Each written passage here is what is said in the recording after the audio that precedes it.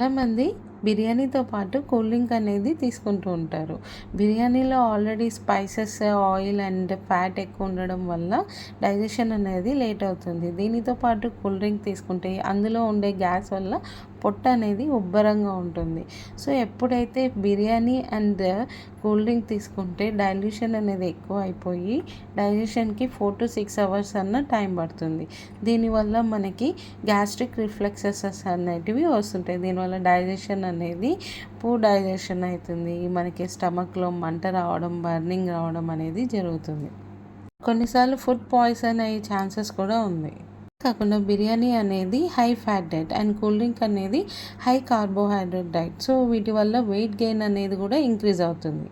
దీనివల్ల మనకి యొక్క బ్లడ్ సర్క్యులేషన్ అనేది పొట్టక ఎక్కువ అయ్యి బ్రెయిన్కి అనేది తక్కువ అవుతుంది. సో మనిషి అనేది ఇన్యాక్టివ్ అవుతారు, ఇంకా బతికిస్తారు. ఎప్పుడైనా బిర్యానీ తిన్న తర్వాత హాట్ వాటర్ తీసుకోవడం కానీ, మజ్జిగ కానీ తీసుకోవడం కానీ చేయండి. Hope you all understand the video. Like, share and subscribe the channel.